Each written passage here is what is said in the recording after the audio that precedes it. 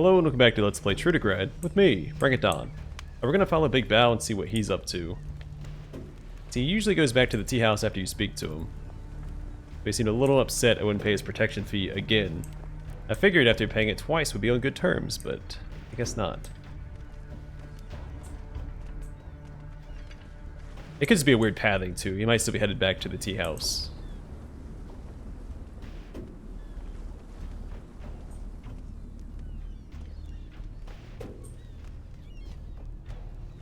Oh, this is the building we couldn't get into earlier. When you try to open the door, they yell at you. Big Bow doesn't even look at you. It seems your refusal to pay him has disrupted your already strained relationship with the guard. Whisper something to a half-open door.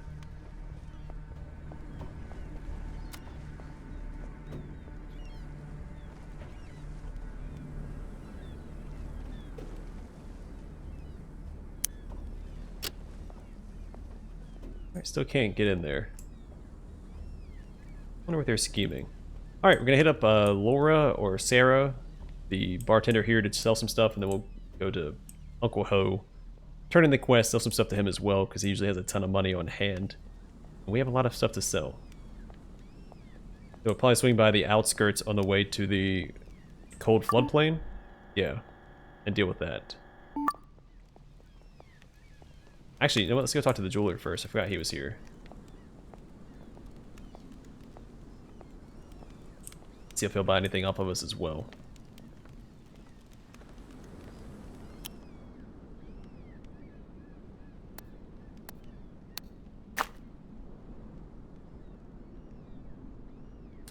I had no idea this was a thing. I knew that merchants had preferences. I didn't realize I could toggle this on and off. That changes things. I'll keep one super glue on hand. Don't need the clone.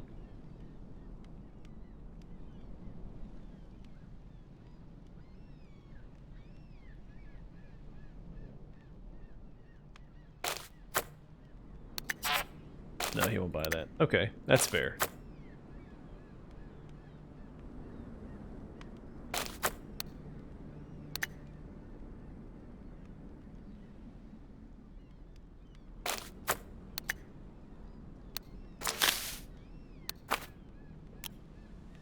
Okay, well, to start, let's go talk to Laura.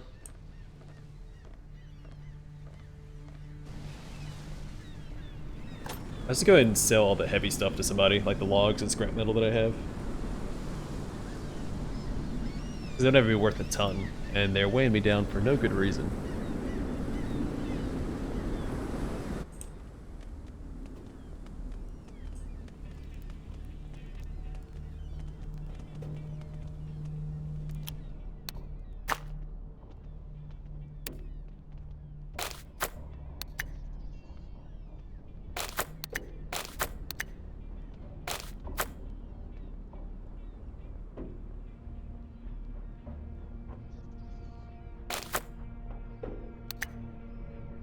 Oh, I did that the wrong way. Alright, we'll do it this way instead. Alright, lose 9 rubles. Not a big deal.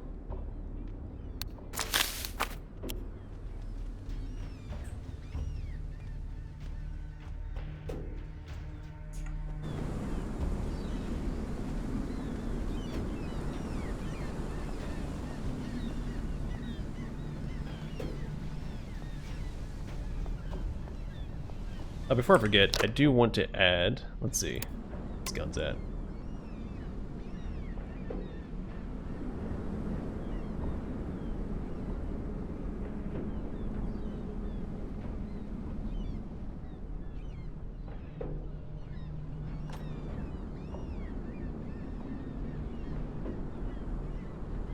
Rather focus him on rifles. I don't want him to use burst weapons, ideally.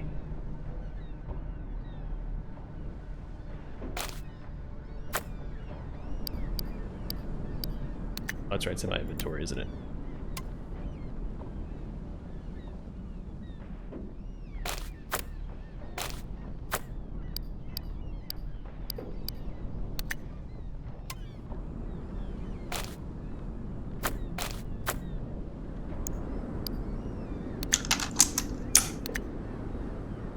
Alright, there we go.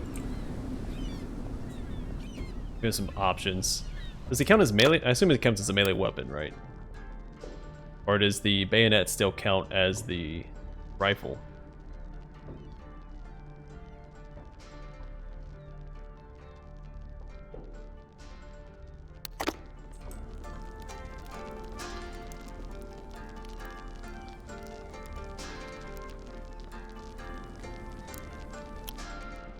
Let's barter first.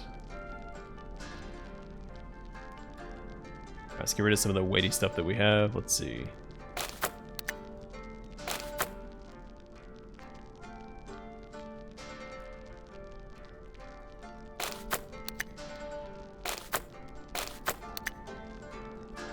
That is way too much rope. We'll get rid of 9 rope. Let's see. Don't need all that. Don't need these. Don't need these. That.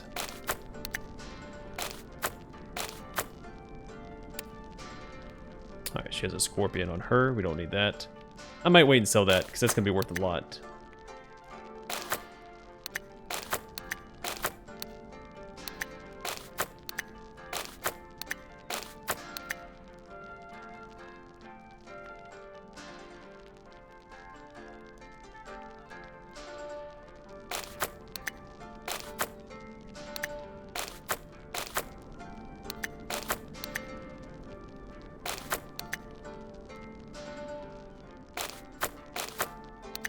Okay, that's good enough for now.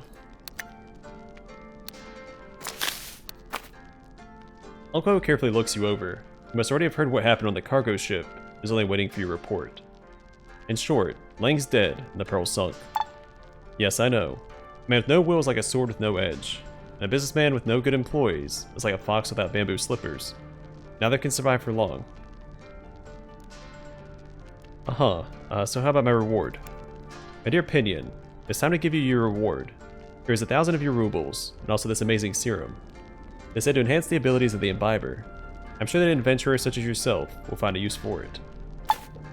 Uncle Ho gives you the money, a faintly glowing mystery syringe. He places these items in your hands before you can react. So do not haggle for more.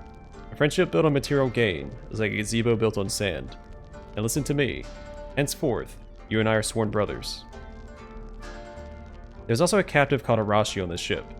Tell him the full story. The merchant listens to your tale without interrupting. When you're finished, he slowly strokes his chin, mystified. When spring comes, the flowers bloom. How strange. It's likely the conglomerate sent this Arashi fellow after Lang. What can you tell me about this conglomerate? It is a mighty corporation ruled by the so-called Board of Directors. It is far away from this land, but it is growing fast.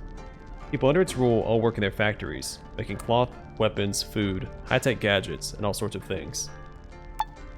Compared to how people live in the wastes, life in the conglomerate's hive cities is much safer, but safety isn't all a man needs. Also, Long Wei says hi. He's away on a private errand. Fire cannot be wrapped in paper. Let him go wherever he pleases. He has worked off his debt to me. As you wish. The happiness of the next century is built in the current. It is good that Lang is dead. Do you want to tell me anything else, friend? Or should we part ways? Alright, how close are we to leveling up? Because I might swap out some equipment. Let me check something, because I know we have this. Where's it at?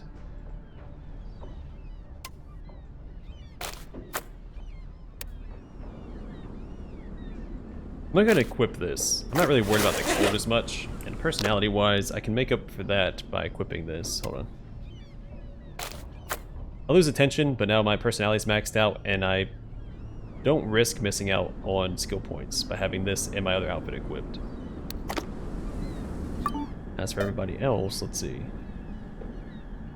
He's still a ways off. She's close to leveling up, so what I'll probably do... I'm going to try to micromanage this. I'll probably forget to do it often. I can give this to her, like so.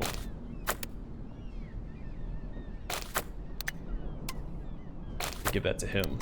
And try and swap that out between the two of them whenever they level up. That'll help out a lot. May even equip this.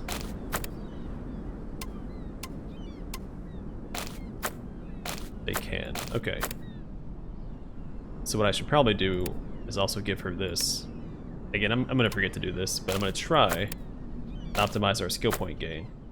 Because these don't do anything for them. I gave this to both Hexagen and Blaze, but they don't need it.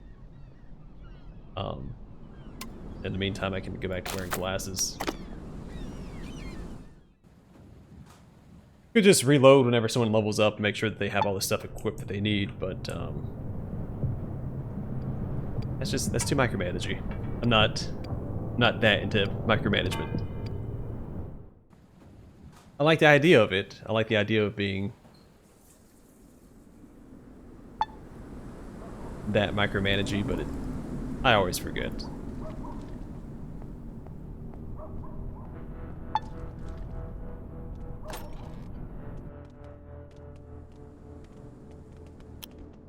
Alright, Vasilisa, what do you want to buy from me? Just sell ammunition.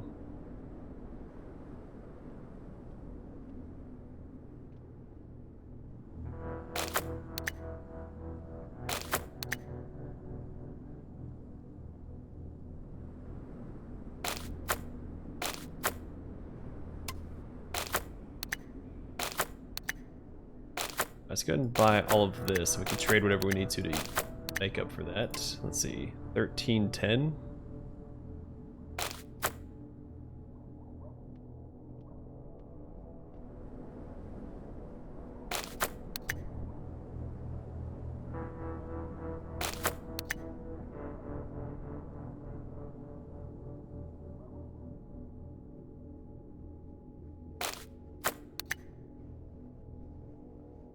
This is worth a little bit too much. I have an idea.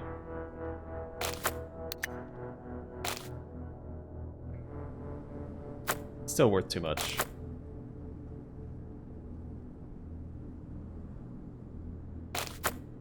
Probably don't need that. I'll just pay the difference here, I think.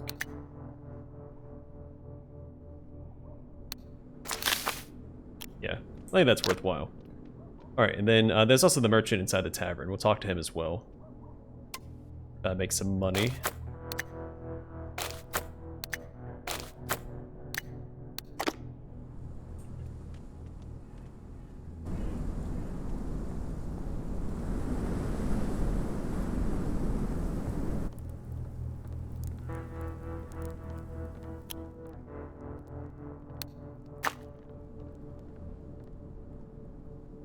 Alright.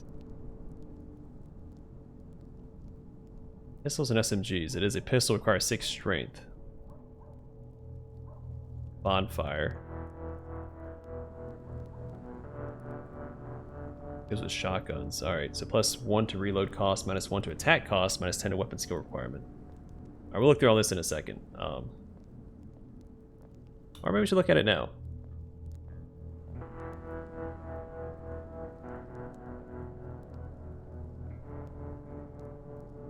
So we do have a shotgun. Don't know how much we're going to use it. This might be worth it for Hexagen. I don't think it's going to make that much of a difference, though, using the hunting rifle. With no aiming. Negates penalty for shooting at night if the enemy is at most 15 squares away. Shooting the player... Negates penalty for shooting the player character at night if they're almost 17s. Okay. +20 to weapon skill requirement.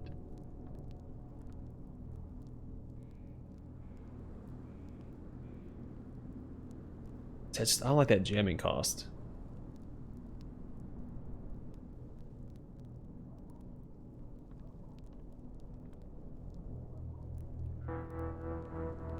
I could see this being worthwhile. Just a chance to ignore armor. Don't care about the aim shot stuff, because again, I don't know if companions can do that. But the +1% to critical attack. That's probably worthwhile. Let's grab that. May as well grab this. And I guess we might as well grab this as well. And we can afford it, so why not? Oh,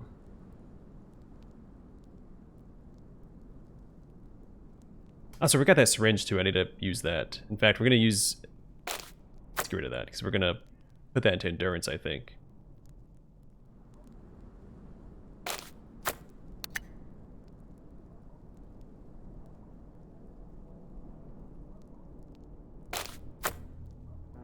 Sell that, because What's-Her-Face has one of those in her inventory already, so we don't need another one.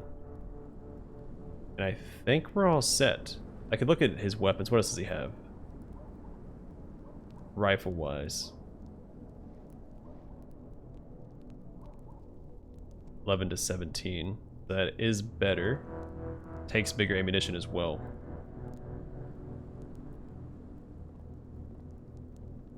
$18 to 28.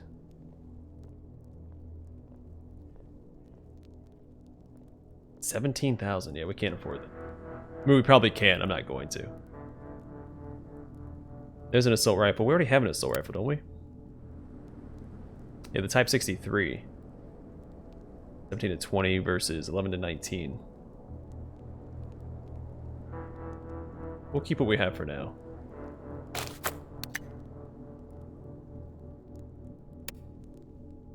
Yeah, we'll do it this way. Alright. I guess he doesn't sell anything for melee weapons, does he? I didn't see anything. 13 to 27. Let me see what they have equipped. Now this is taking a little bit of time. This might not be exciting for everybody, but it is a large part of the game. 13 to 19. 7 to 13. So she needs the spiked glove.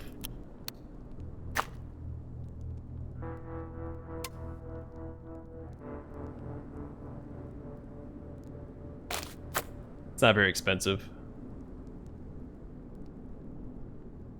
So let's go ahead and buy it outright.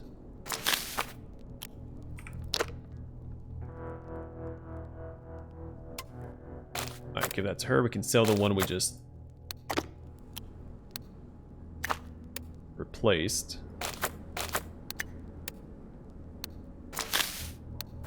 Alright, let's take care of some crafting real fast.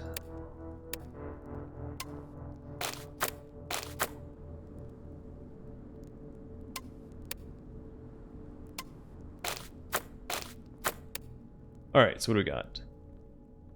This is for hexagen.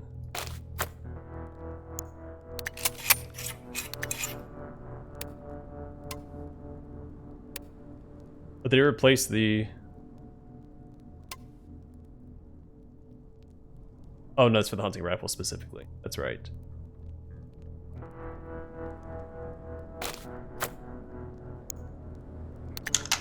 Alright, so it replaces that. That's probably what we want. Well, wait, can we put that on something else?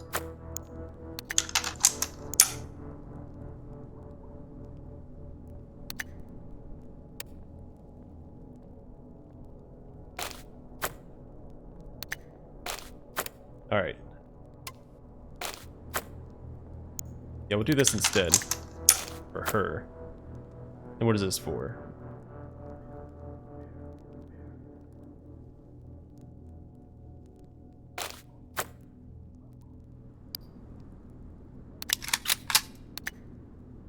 Yeah, works for me for now. Alright. Thanks to this guy. Well, hold on. I was told we could do the arcade game. It's been fixed. Battleship Arcade, one game costs 5 rubles. Let's start a new game. How to do this? Oh, here we go. Here we go. What do I need to do? To line it up and shoot?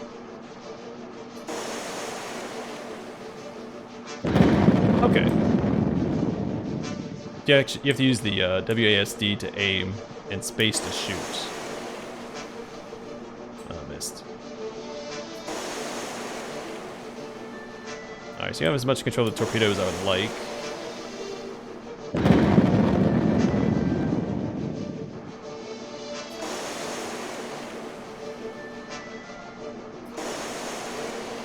Don't know what that was going after.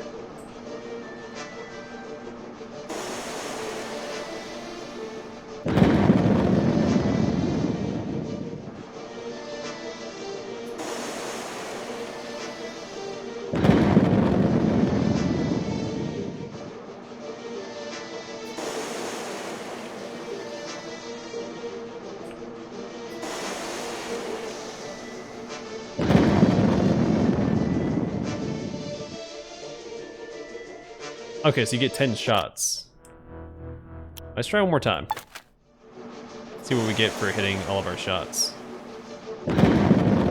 If we hit all of them. We might not, because you won't have perfect control over the torpedoes. You guys see that? Alright. Maybe I'll try that some more off camera, see what you get for landing all your shots. I think it's this guy we have to talk to, right? Yeah, Shrike. Alright, Blaze just leveled up. You find Comrade Shrike in his usual spot. He furrows his brow at you and allows himself a tiny smile. The cargo was received, comrade. Masterfully done. If we ever need the services of these smugglers again, we know who to call on to act as our chief negotiator. I can't promise anything, but as long as the pay is good, I'll negotiate as much as you like. Blaze smiles awkwardly and flashes you a funny look. The comrade is joking, of course. Do not concern yourself, comrade. A tendency towards materialism is an important part of the revolution's winning strategy. As long as the cause demands your skills, your monetary needs will be completely satisfied. Here are the 2,000 rubles you earned today. Take the money without a word. Shrike watches you tuck your reward securely away and continues. I actually got 2,002 rubles. Now skip a day of toiling for the cause and rest up. We'll talk about your next assignment tomorrow. Seems like you're not getting anything else out of the commander today. In that case, see you tomorrow, comrade. Alright, can I talk to this guy yet? Nope, okay. Well, let's go to the outskirts, do some more mercantiling, and then we'll head towards the cold floodplain. Also need to level up, what's her face?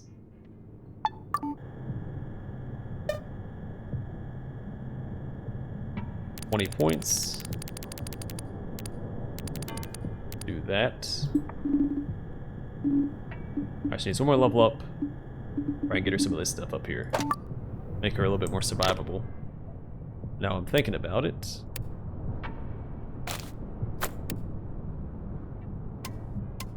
I think Hexagon will be the next one to level up, so let's go and give him this stuff.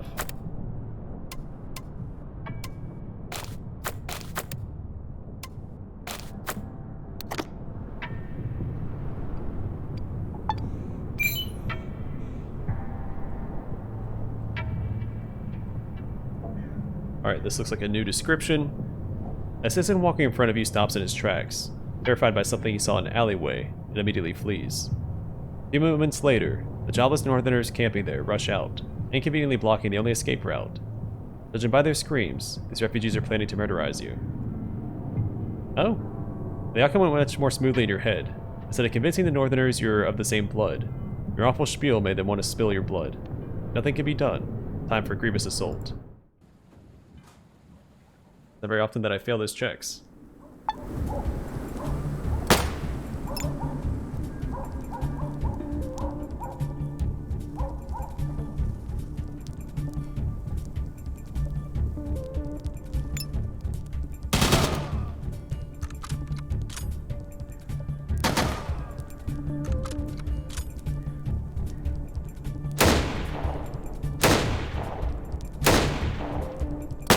Oh, we get 3 shots off now.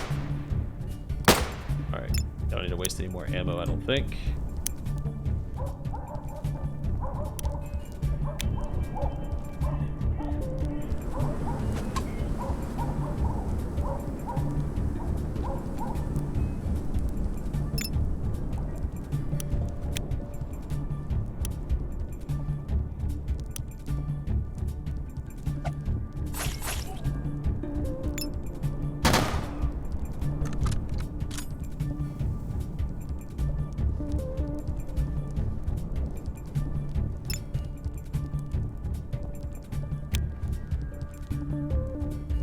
Whoops, that was the wrong attack mode.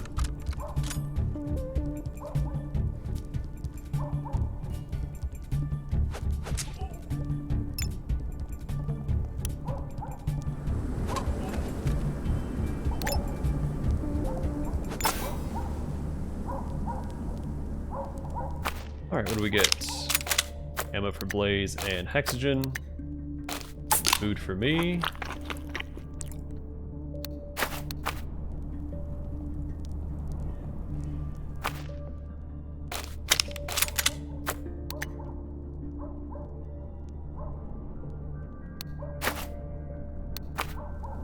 Alright, let's get out of here.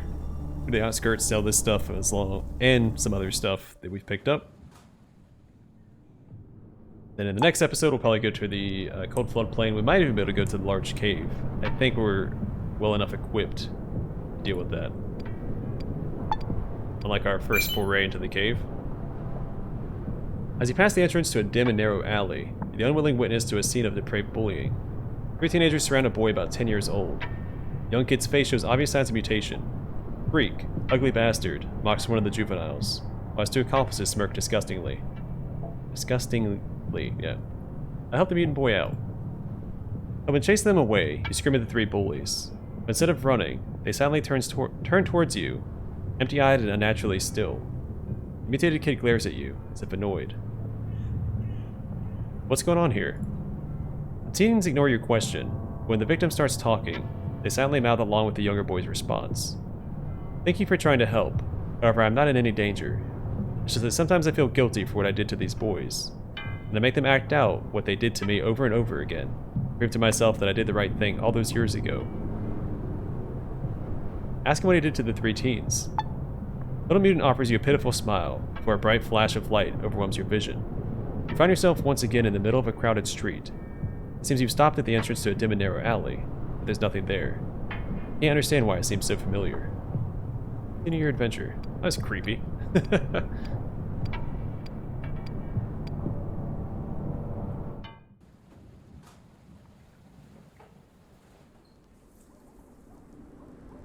Alright, let's do some mercantiling and get ready for our adventure in the next one.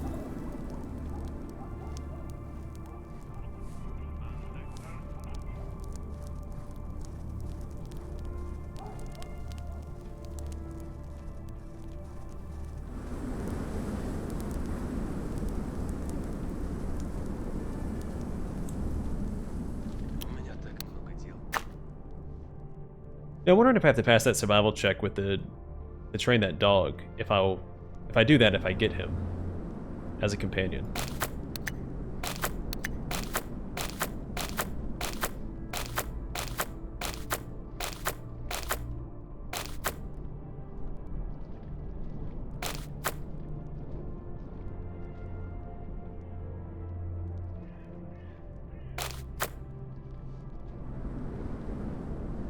Like $298. It's not a ton of money, but it's not bad either. We can get rid of that as well. Actually, you know what? The hat guy I think buys armor.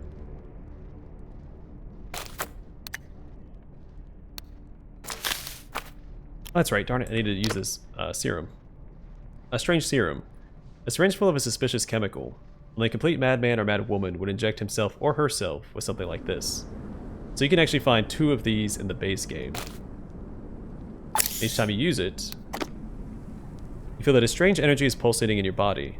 You get the sense that you could use it to better your personal qualities, or should we say, statistics.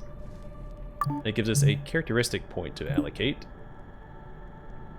I'm going to put it into endurance.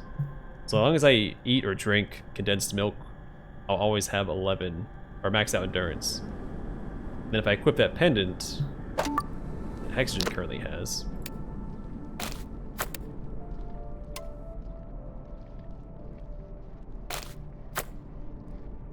I have maxed out personality as well. So 4 maxed out characteristics, that's pretty good. I will take it.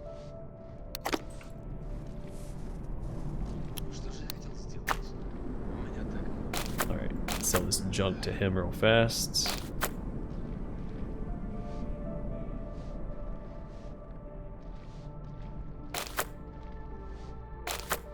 There has to be someone else that's going to buy the alcohol for a decent price.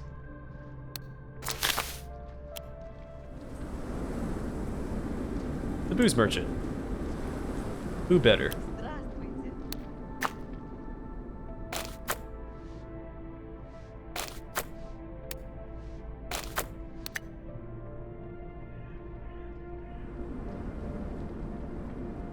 I swore he had more.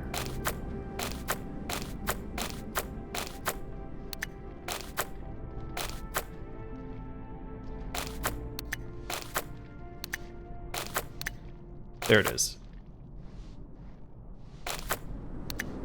Which actually is a lot of money. Makes sense. I mean, booze I think would be very popular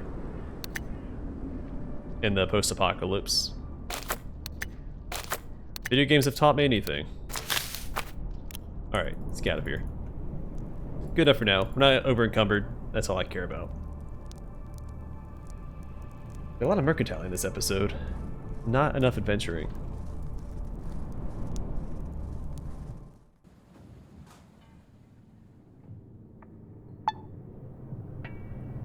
Alright. I'm gonna call the episode here, and the next one... we can go ahead there.